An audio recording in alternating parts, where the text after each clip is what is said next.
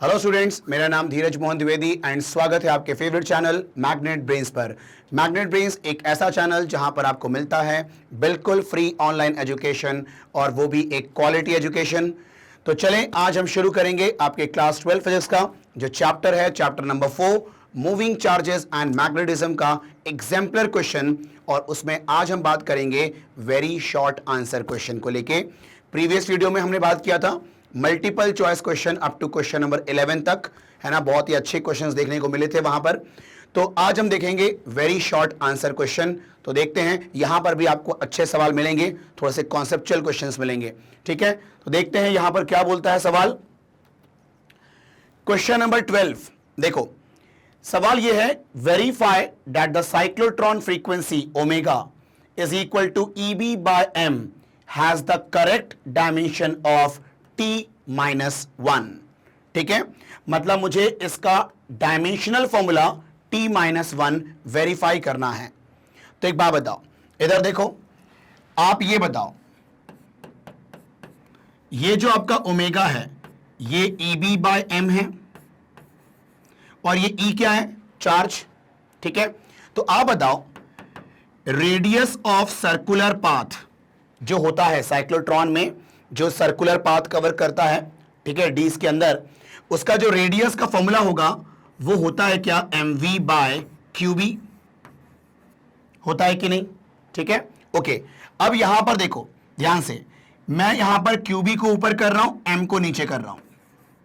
तो qb upon m, qb ऊपर m नीचे और ये r इधर, v by r ना। ठीक है, मतलब qb by m equal to v by R. तो ये जो E है वो चार्ज ही तो है, मतलब यहां पर मैं इसको v बाय आर से रिप्लेस कर सकता हूं ना।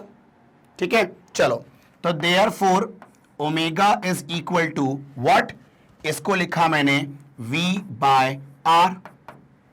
और ये v क्या होता है, वेलोसिटी, और ये r क्या होता है, रेडियस।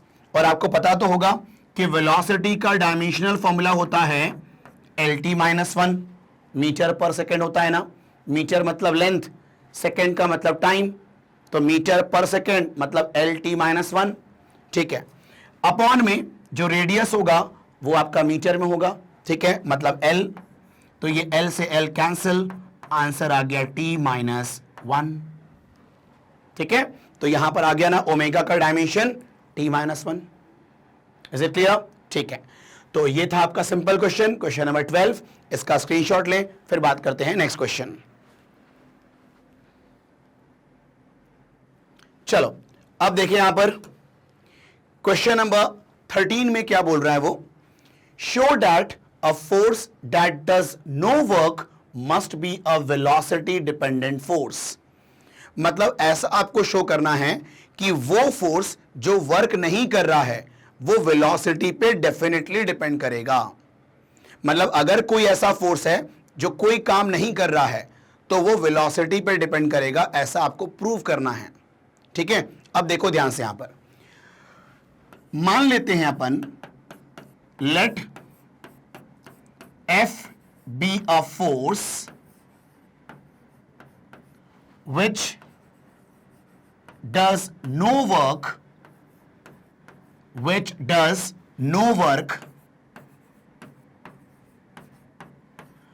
over a displacement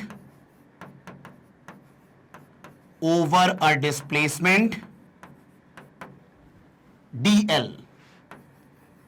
ठीक है, मैंने मान लिया कि एक F फोर्स है ना, और उसने dl डिस्प्लेसमेंट में कोई वर्क नहीं किया है।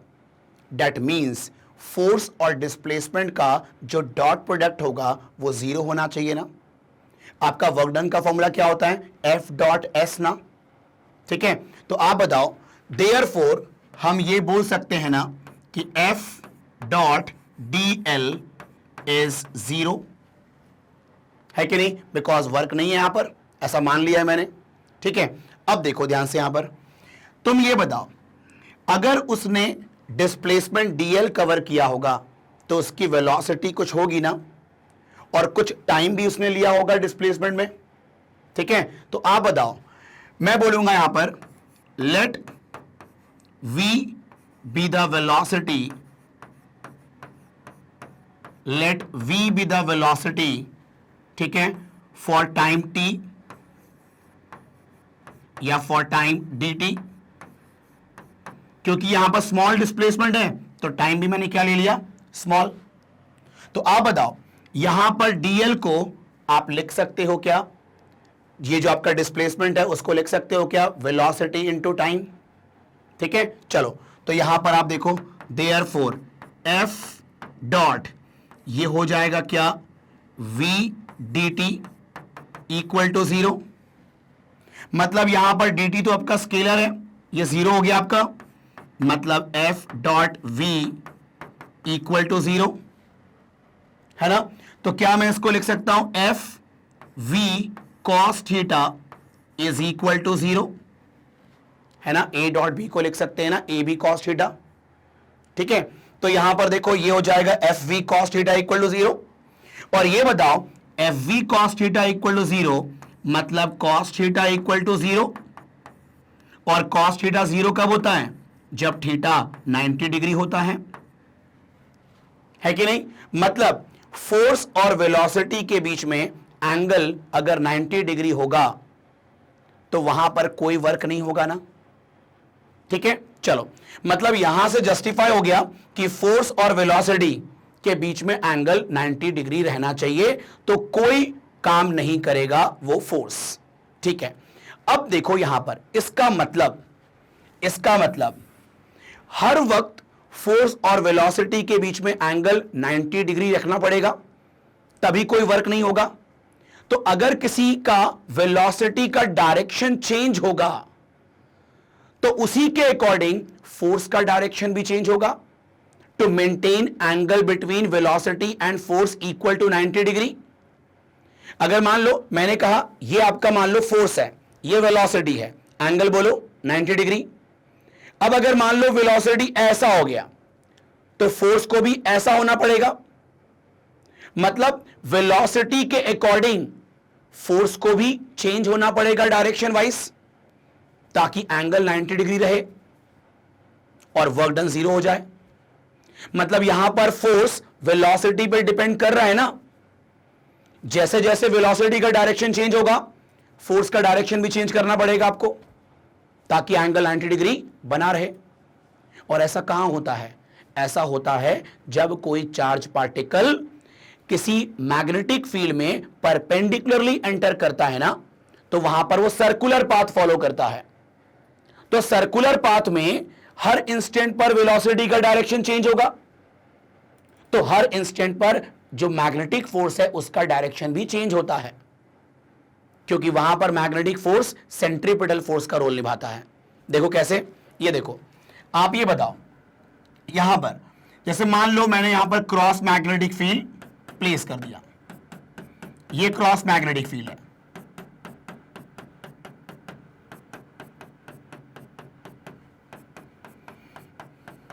ठीक है। अब जैसे मान लो कोई चार्ज पार्टिकल ऐसे आया और ये ऐसे आके सर्कुलर पाथ फॉलो करेगा, है कि नहीं। तो आप देखो जैसे यहां पर एंटर किया था वेलोसिटी का डायरेक्शन ये था, तो मैग्नेटिक फोर्स ऐसा रहेगा। यहां पर देखो वेलोसिटी का डायरेक्शन टेंजेंट के लॉन्ग, तो मैग्नेटिक फोर्स ऐसा रहेगा। यहां पर वेलोसिटी का डायरेक्शन ऐसा, तो मैग्नेटिक फोर्स का डायरेक्शन ऐसा रहेगा। मतलब यहां पर मैग्नेटिक फोर्स जो है ना वो सेंट्रीपिटल फोर्स का रोल निभाता है, और सेंट्रीपिटल फोर्स रेडियस के लॉन्ग होता है हमेशा, और वो रेडियस हमेशा टेंजेंट के परपेंडिकुलर होता है, और टेंजेंट के लॉन्ग रहेगा velocity at every instant of its circular motion, है कि नहीं, ठीक है। तो यहां से हम एक चीज लिख सकते हैं, therefore for no work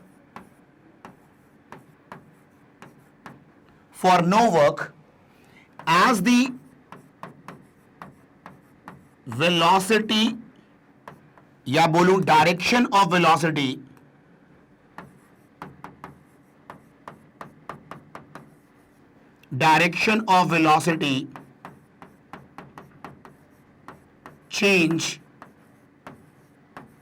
change force should also change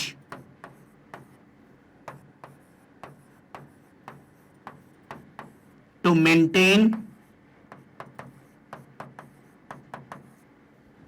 90-degree angle between F and V। ठीक है, F and V, और ये चीज होता है आपके मैग्नेटिक फोर्स में। तो यहां पर मैं लिख देता हूं अलग से, ठीक है, यहां देखो अलग से मैं चीज लिख देता हूं इसके बाद, ठीक है, this is happen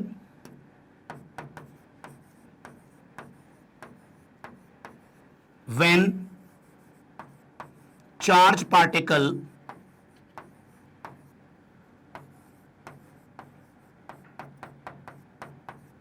enter perpendicular to magnetic field। ठीक, ये कहानी है।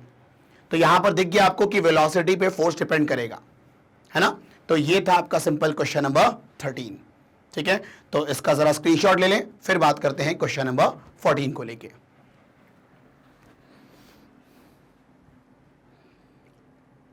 चलो अब देखें यहां पर क्वेश्चन नंबर 14 क्या कहता है। वो क्वेश्चन नंबर 14 में the magnetic force depends on velocity which depends on inertial frame of reference. ठीक है, does then the magnetic force differ from inertial frame to frame. मतलब अगर इनर्शियल फ्रेम में अगर हम एक फ्रेम से दूसरे फ्रेम की बात करें तो क्या मैग्नेटिक फोर्स डिपेंड करेगा उसके ऊपर, मतलब उसकी वैल्यू अलग अलग होगी क्या। ठीक है, बात करते हैं। Is it reasonable that the net acceleration has a different value in different frame of reference. तो क्या यह कहना सही होगा कि जो नेट एक्सेलरेशन है उसकी डिफरेंट वैल्यू होगी डिफरेंट फ्रेम ऑफ रेफरेंस पे। ठीक है, अब यहां पर कॉन्सेप्ट को समझना, ठीक है, ध्यान देना। यह आपका थोड़ा सा थियोरेटिकल है ना, कोई कैलकुलेशन रिक्वायर्ड नहीं है इसके अंदर। तो ये बताओ, पहले ये बताओ फ्रेम ऑफ रेफरेंस समझते हो। फ्रेम ऑफ रेफरेंस का मतलब कि किसके रेस्पेक्ट में बात की जा रही है, वो रेफरेंस फ्रेम है ना। हम कहते हैं कि frame of reference is a set of coordinate axis, ठीक है, in which observer lie at the origin having clock with him. ठीक है, मतलब जैसे मान लो मैं ऑब्जर्वर हूं, मेरे साथ कोऑर्डिनेट एक्सिस अटैच्ड है और मैं ओरिजिन पे हूं। ठीक है, मेरे साथ एक्स वाई जेड अटैच्ड है और मेरे हाथ में घड़ी है। ठीक है, तो मैं ऑब्जर्वर बन गया और मैं किसी को ऑब्जर्व करूंगा, तो मैं जो भी आंसर करूंगा मैं वो अपने रेस्पेक्ट में करूंगा ना मैं। ठीक है, तो मैं हो गया फ्रेम ऑफ रेफरेंस। ठीक है, अब सुनो, यहां पर इनर्शियल फ्रेम ऑफ रेफरेंस क्या होता है। इनर्शियल फ्रेम ऑफ रेफरेंस उस फ्रेम ऑफ रेफरेंस को बोलते हैं जिसके रेस्पेक्ट में न्यूटन्स के लॉज वैलिड रहते हैं, उसे कहते हैं इनर्शियल फ्रेम ऑफ रेफरेंस। ठीक है, या ये कहें कि उसे हम इनर्शियल फ्रेम ऑफ रेफरेंस बोलेंगे, ठीक है, जब वो फ्रेम ऑफ रेफरेंस रेस्ट पे हो या फिर अगर मोशन हो भी रहा है तो यूनिफॉर्म वेलोसिटी से उसका मोशन हो। मतलब अगर मैं ऑब्जर्वर हूं, ठीक है, तो मैं रेस्ट पे रहूंगा, या फिर अगर मेरा मोशन भी होगा ना तो यूनिफॉर्म वेलोसिटी के साथ मोशन होगा। ठीक है कि नहीं है, तो मैं हो जाऊंगा इनर्शियल फ्रेम ऑफ रेफरेंस। ठीक है, ओके, अब ये होता है आपका इनर्शियल फ्रेम ऑफ रेफरेंस। ठीक है, वहीं अगर हम बात करें non inertial frame of reference की, तो non inertial frame of reference उसे बोलेंगे, ठीक है, जिसमें फ्रेम ऑफ रेफरेंस का कोई एक्सेलरेशन हो रहा हो। फ्रेम ऑफ रेफरेंस का एक्सेलरेशन, ठीक है, मतलब जो ऑब्जर्वर ऑब्जर्व कर रहा है उसका खुद का एक्सेलरेशन है, वो एक्सेलरेट होते हुए चीजों को ऑब्जर्व कर रहा है कि नहीं। ठीक है, अब मेरी बात को सुनना ध्यान से। यहां पर बोल रहा है कि क्या जो आपका मैग्नेटिक फोर्स है वो डिफर करेगा इनर्शियल फ्रेम टू फ्रेम, मतलब एक इनर्शियल फ्रेम से दूसरे इनर्शियल फ्रेम में जाएं तो क्या मैग्नेटिक फोर्स डिफर करेगा। यस, करेगा। क्यों? क्योंकि आप बताओ, जो मैग्नेटिक फोर्स होता है वो होता है ना Q into V cross B. मतलब आप बताओ वेलोसिटी पे फोर्स डिपेंड करता है ना मैग्नेटिक फोर्स, ठीक है, और velocity her frame of reference के अकॉर्डिंग अलग होगा ना, है कि नहीं? आप ये बताओ, एक सिंपल सा एग्जांपल लेता हूं मैं आपसे, ठीक है? देखो क्यों अलग होगा वेलोसिटी, क्योंकि ऑब्जर्वर जो ऑब्जर्व कर रहा है, ठीक है, उसके रेस्पेक्ट में बात की जा रही है। एग्जांपल लेता हूं मैं, जैसे मान लो कि तुम ट्रेन में बैठे हो, है ना?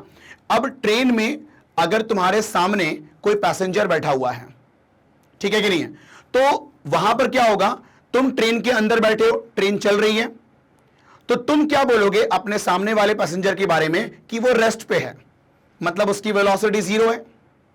लेकिन उसी पैसेंजर को अगर कोई ट्रेन के बाहर से ऑब्जर्व करेगा तो वो क्या बोलेगा कि उसकी वेलोसिटी है। तो आप बताओ, अगर ऑब्जर्वर तुम ट्रेन के अंदर बैठ के बन गए तो तुम उसकी वेलोसिटी अलग रिपोर्ट करोगे, है ना? वहीं अगर आपका कोई रेफरेंस बन गया ट्रेन के बाहर का तो वो अलग वेलोसिटी रिपोर्ट करेगा। तो आप बताओ, वेलोसिटी डिपेंड करेगी ना फ्रेम ऑफ रेफरेंस पे, है कि नहीं? और वेलोसिटी पे डिपेंड करती है फोर्स, मैग्नेटिक फोर्स, मतलब मैग्नेटिक फोर्स भी डिपेंड करेगा, है कि नहीं? तो हम यहां पर बोलेंगे कि since velocity depend on inertial frame of reference, inertial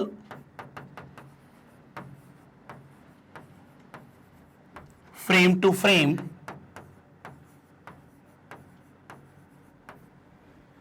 and since force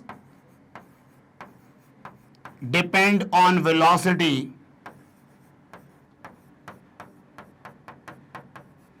therefore force depend on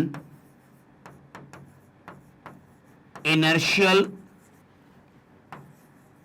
frame to frame। ठीक है, चलो ये कहानी तो हो गई आपकी क्लियर।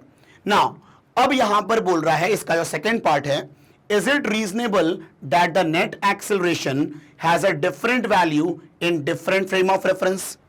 अब देखो यहां पर जो एक्सेलरेशन है वो मैग्नेटिक फोर्स के द्वारा प्रोड्यूस हो रहा है ना? तो वहां पर मैग्नेटिक फोर्स के द्वारा प्रोड्यूस हो रहा है, ठीक है? अब मैग्नेटिक फोर्स के द्वारा जो एक्सेलरेशन प्रोड्यूस हो रहा है ना, वो डिपेंड नहीं करेगा आपके इनर्शियल फ्रेम टू फ्रेम के ऊपर, एक्सेलरेशन डिपेंड नहीं करेगा, ठीक है? मतलब जो मैग्नेटिक फोर्स प्रोड्यूस करेगा एक्सेलरेशन, वो हर फ्रेम ऑफ रेफरेंस में वही रहेगा, है कि नहीं? ठीक है, आप लोग को मालूम है कि सेंट्रीपिटल एक्सेलरेशन देता है वो, ठीक है, कौन? मैग्नेटिक फोर्स, अगर हम सर्कुलर पाथ में बात करें हम लोग, है कि नहीं? तो मैंने ये कहा कि मैग्नेटिक फोर्स के द्वारा जो एक्सेलरेशन प्रोड्यूस होगा वो आपके फ्रेम ऑफ रेफरेंस पर डिपेंड नहीं करेगा, मतलब इनर्शियल फ्रेम टू फ्रेम आपका एक्सेलरेशन डिपेंड नहीं करेगा, ठीक है? तो यहां पर देखो ये लिखना है आपको, here acceleration produced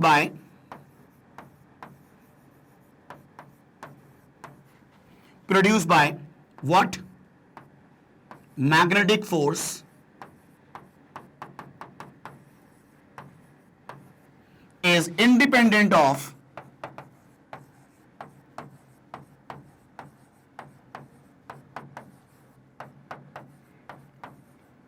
inertial frame of reference।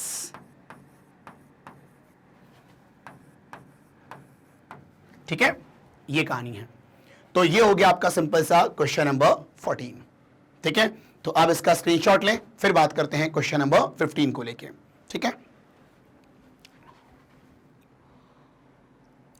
चलो अब देखें यहां पर क्वेश्चन नंबर 15 में क्या बोल रहा है वो, describe the motion of a charged particle in a cyclotron if the frequency of the radio frequency field were doubled। अगर आप फ्रीक्वेंसी को डबल कर देते हो, ठीक है, तो आपको वहां पर मोशन ऑफ चार्ज पार्टिकल को डिस्क्राइब करना है। मतलब ये करना है कि अगर आप फ्रीक्वेंसी को डबल कर देते हो तो जो आपका मोशन होगा charge particle inside the dees, cyclotron में क्या होता है, डी होता है, डीज उनके अंदर उसका मोशन होता है। तो अगर आप फ्रीक्वेंसी को डबल करते हो तो उसके मोशन में क्या फर्क पड़ेगा, मतलब उसके रेडियस में, उसके वेलोसिटी में क्या फर्क पड़ेगा। ठीक है, तो आओ देखो ध्यान से, यहां पर आप ये बताओ, ध्यान देना बस यहां पर ये बताओ फ्रीक्वेंसी का फॉर्मूला क्या होता है। तो फ्रीक्वेंसी का फॉर्मूला होता है QB अपॉन 2πm। ठीक है, ये फॉर्मूला होता है इनिशियली। अब अगर आप फ्रीक्वेंसी को डबल कर देते हो, ठीक है, अब आपका जो नया फ्रीक्वेंसी है वो पुराने फ्रीक्वेंसी का डबल है। तो अगर यहां पर f की वैल्यू पुट करूंगा मैं, QB अपॉन 2πm, ये 2 से 2 कैंसिल हो गया, QB अपॉन πm। ठीक, अब बताओ क्या हुआ, यहां पर QB अपॉन πm, ये Q क्या है, चार्ज, B जो मैग्नेटिक फील्ड प्रोवाइड किया, ये M क्या है, उसका मास चार्ज पार्टिकल का। तो ये कांस्टेंट वैल्यू है ना, इसका मतलब ये कि फ्रीक्वेंसी का जो फॉर्मूला होता है ना उसमें सारी चीजें कांस्टेंट होती हैं। ठीक है, तो अगर तुम उस साइक्लोट्रॉन का फ्रीक्वेंसी बढ़ा भी दोगे ना तो आपके रेडियस ऑफ सर्कुलर पाथ में कोई फर्क नहीं पड़ेगा। ठीक है, मेरी बात को सुनना ध्यान से, ये जो R होता है ना रेडियस, वो mv अपॉन QB के बराबर होता है ये। ठीक है, तो अब क्या होगा, यहां पर रेडियस वेलोसिटी पर डिपेंड करता है, ना कि रेडियस फ्रीक्वेंसी पर डिपेंड करेगा। देखो पहले क्या हो रहा था, मान लो पहले फ्रीक्वेंसी मान लो कम थी, f थी, तो अब क्या हुआ, डीज के अंदर आपका ऐसा सर्कुलर कंप्लीट हुआ। ठीक है, ये देखो यहां पर आया, वो पोलैरिटी रिवर्स हुई, फिर ऐसे आया, पोलैरिटी रिवर्स हुई, फिर ऐसे एक्सेलरेट हुआ, है ना। तो अब क्या होगा, बाद में जब फ्रीक्वेंसी डबल करोगे तो वही चीज जल्दी जल्दी होगी, लेकिन उससे यह थोड़ी ना होगा कि उसके रेडियस पे फर्क आ जाएगा, है कि नहीं। तो आप बताओ, ये जो फ्रीक्वेंसी का फॉर्मूला है वो एक कांस्टेंट वैल्यू है ना, इस फ्रीक्वेंसी पे रेडियस थोड़ी ना डिपेंड कर रहा है आपका, है कि नहीं। ठीक है, तो इसीलिए हम कहेंगे क्योंकि आपका फ्रीक्वेंसी एक कांस्टेंट वैल्यू है, ठीक है, therefore radius of circular path inside the D's remain same। ठीक है, वो डिपेंड नहीं करेगी आपकी, है ना। इसके लिए आप लोग को साइक्लोट्रॉन का टॉपिक क्लियर होना चाहिए। ठीक है, तो वो मैंने पूरा आपको बताया हुआ है अपने कॉन्सेप्ट वीडियो में, वहां जाके पहले साइक्लोट्रॉन को सुने समझे पहले, उसके बाद ये क्वेश्चन आपसे इजीली हो जाएगा। ठीक है, चलो, तो ये था आपका सिंपल क्वेश्चन नंबर आपका 15। अब हम बात करेंगे नेक्स्ट क्वेश्चन, क्वेश्चन नंबर 16। ठीक है, तो इसका स्क्रीनशॉट ले लें।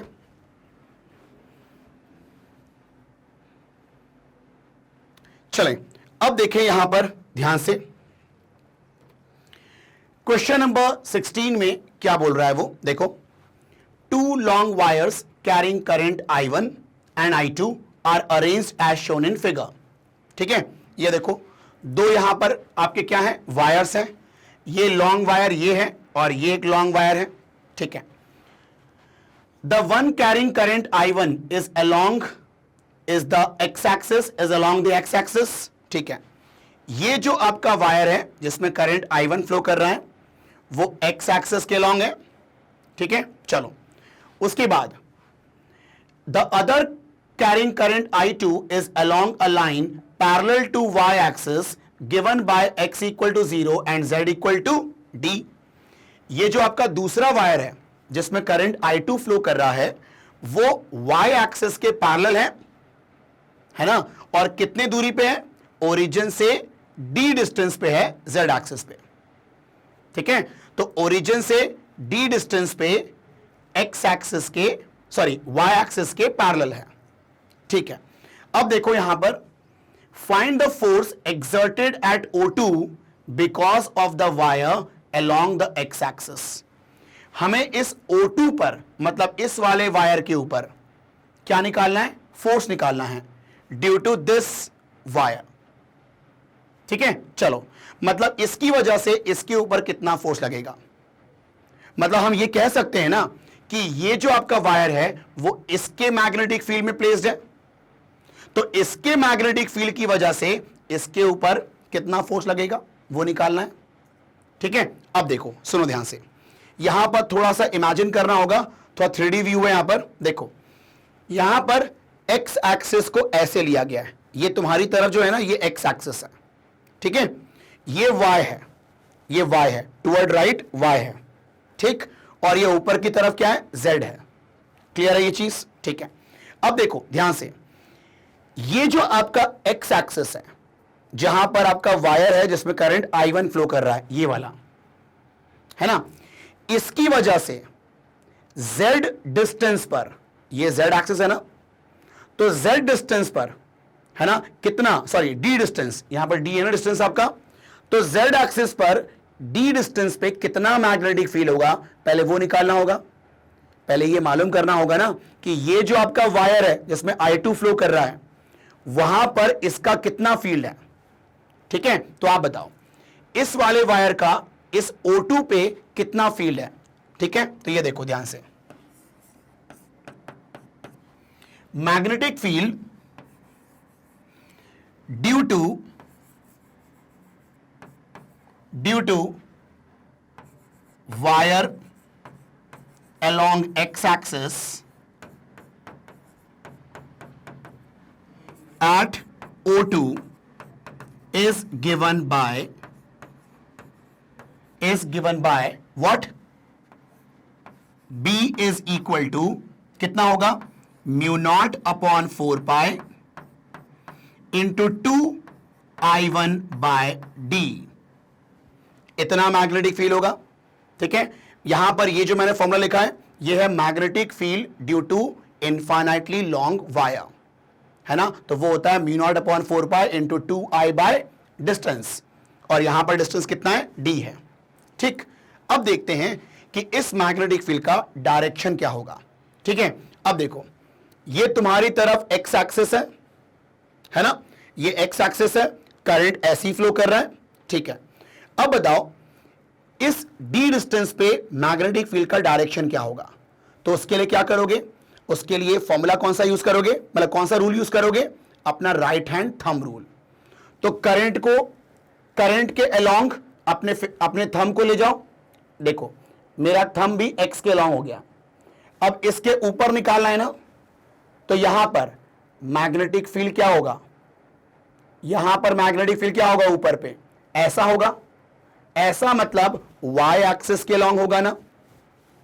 ठीक है, पैरेलल टू y एक्सिस के लॉन्ग होगा, है ना। ठीक है, तो यहां पर हम बोलेंगे मैग्नेटिक फील्ड की तो ये वैल्यू है और ये होगा along parallel to y axis,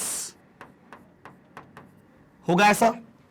ठीक है, चलो अब यहां पर हम बोलेंगे कि y एक्सिस के पैरेलल होगा, और अगर हम y एक्सिस के पैरेलल बोले तो ऐसा बोलेंगे ना, देखो ये अपना थंब है, ये ऐसे, तो ये y एक्सिस के पैरेलल है, लेकिन एक्चुअल डायरेक्शन क्या होगा? नेगेटिव y के लॉन्ग।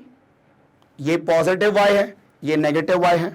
ठीक है, तो यहां पर देखो बोलेंगे along parallel to y axis, ठीक है, that is along negative y axis, या फिर एक काम करो, इसको पूरे को चेंज करता हूं मैं, along parallel to negative y axis.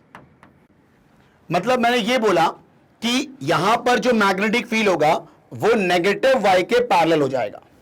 ठीक है, चलो मतलब जो मैग्नेटिक फील्ड होगा ना इसका, वो ऐसा होगा, ये होगा आपका मैग्नेटिक फील्ड। ठीक, चलो अब देखो यहां पर ध्यान से, है ना, यहां पर मुझे निकालना है इसके ऊपर कितना फोर्स होगा। तो अब बताओ magnetic force acting on this conductor, क्या ये होगा आपका BIL साइन थीटा? ठीक है, अब बताओ मैग्नेटिक फील्ड तो ये वाला होगा, इसका मैग्नेटिक फील्ड वहां पर देखना है, करंट कितना लेंगे I2 और लेंथ, ठीक है अभी लेंथ रहने दो LE आप, ठीक है, लेकिन जो एंगल होगा between length and magnetic field, तो आप बताओ लेंथ का डायरेक्शन हम वही लेते हैं जो करंट का होता है, तो करंट फ्लो कर रहा है अलोंग पॉजिटिव वाई एक्सिस, ठीक है, मतलब लेंथ का डायरेक्शन भी होगा अलोंग पॉजिटिव वाई एक्सिस और मैग्नेटिक फील्ड है अलोंग नेगेटिव वाई एक्सिस, तो एंगल बोलो कितना हो गया 180 डिग्री हो गया ना एंगल, ठीक है, तो यहां पर एंगल कितना हो गया 180 डिग्री और साइन 180 कितना होता है 0, तो यहां पर फोर्स की वैल्यू कितनी हो जाएगी 0 हो जाएगी, मतलब इसके ऊपर इसका कोई फोर्स एक्ट नहीं करेगा। Is it clear? तो यहां पर डायरेक्शन को लेके जो कॉन्सेप्ट है ना वो क्लियर होना चाहिए कि जिसका फील्ड है ना वो फील्ड का डायरेक्शन क्या होगा वहां पर। सिंपल राइट हैंड आपको लगाना है, राइट हैंड थंब रूल, ऐसा देखो इसके ऊपर ऐसा ऐसा, तो ये नेगेटिव वाई है और यहां पर जो करंट था वो पॉजिटिव वाई के अलोंग था, है ना, मतलब एंगल कितना हो गया 180, तो कोई फोर्स नहीं लगेगा बिकॉज वहां पर साइन आता है, साइन थीटा। क्लियर? ठीक है, तो ये था आपका सिंपल क्वेश्चन नंबर 16, है ना, इसका स्क्रीनशॉट लें।